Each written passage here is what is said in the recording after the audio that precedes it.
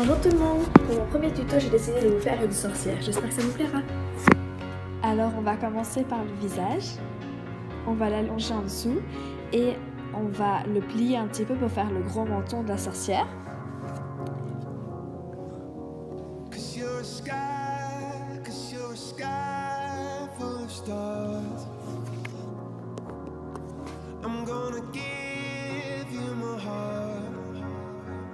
Après, on prend un autre morceau de cette pâte et on allonge le nez comme ça, parce qu'on dit souvent que les sorcières ont un long nez. Donc, on adoucit un petit peu la pointe du nez. On la met sur le visage. Avec un petit cure-dent, on soude la pâte au visage. Et on courbe un peu le nez à l'aide d'un cure-dent sifflé. Voilà à quoi ça devrait ressembler. Ensuite, on va prendre un bout de noir pour faire les cheveux de la sorcière. Alors, on va faire des tout petits boudins. Donc, on roule la pâte. Et on va les couper de tailles différentes parce que souvent, on voit que les sorcières n'ont pas les cheveux bien propres. Donc, on en fait des grands, des petits, de toutes les tailles.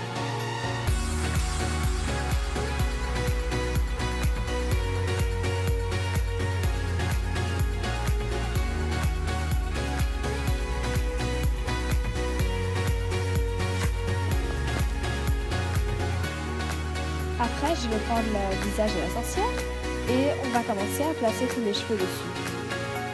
Donc on va s'imaginer une raie et on va poser les cheveux à côté.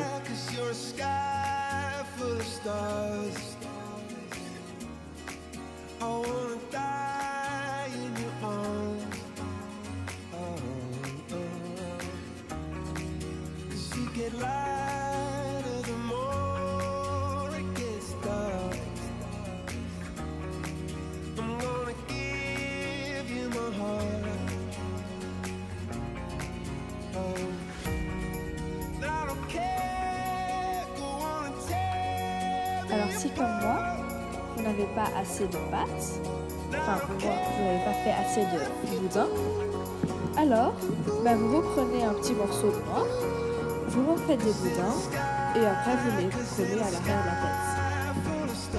N'oubliez pas de souder les cheveux avec un cure-dent pour pas qu'ils ne s'en aillent à la cuisson.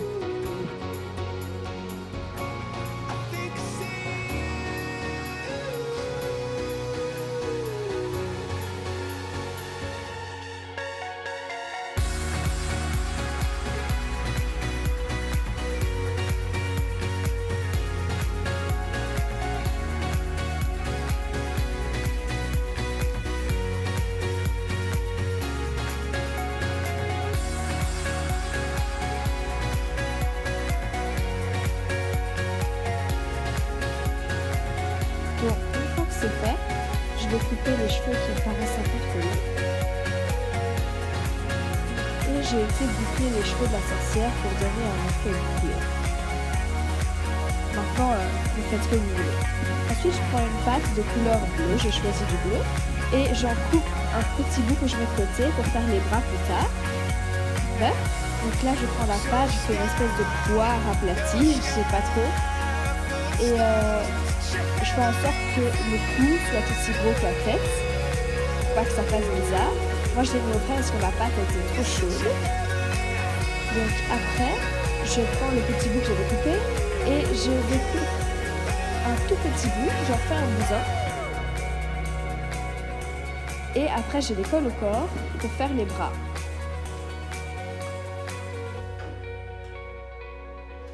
Maintenant, à vous de voir comment vous voulez placer les bras, hein, c'est vous qui voyez.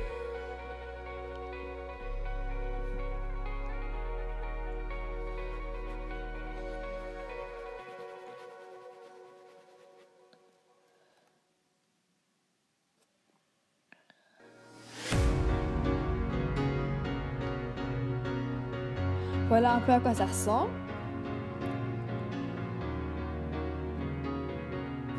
Après, je vais prendre des tout petits morceaux de la même pâte. Je vais les arrondir et je vais les utiliser pour faire les yeux.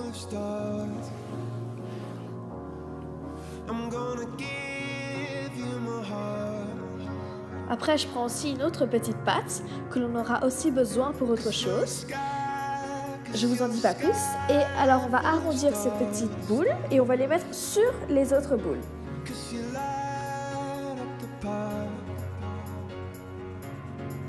Après, je prends la pâte peau, on va dire. Enfin, je sais pas trop comment dire.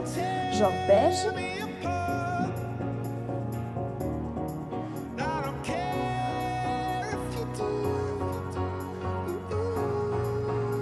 Voilà. Et je vais prendre un tout petit morceau et je vais découper des petits doigts pour faire la main en fait. C'est tout petit, hein. Une fois fait, je vais le souder à l'aide d'un petit cure-dent à nouveau à la main. Et je fais ça pour l'autre aussi. Si vous trouvez que la main est trop longue, alors vous pouvez l'aplatir sur le côté et la couper. Ça donne très bien, c'est ce que j'ai fait. Enfin, c'est pas très clair, mais bon, c'est pas grave. Voilà, donc je vous parlais de cette couleur. Alors, l'autre couleur, vous allez en faire un petit rond, l'aplatir avec un rouleau ou quoi que ce soit. J'ai pris un rouleau pour pas qu'il y ait trop de traces de doigts.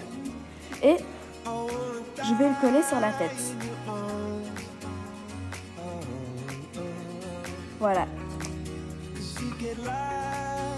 Alors là, je reprends la couleur de la robe et je vais faire un petit boudin que je vais aplatir au bout comme une goutte d'eau. Bon, après je vais enfoncer avec mon doigt le bout de la goutte pour que ça ait un peu la forme de la tête. Et je vais boucler le bout. Regardez, voilà, comme ça. Ensuite, je soude avec le cure-dent en faisant des petites marques en dessous. Je trouvais ça assez cute.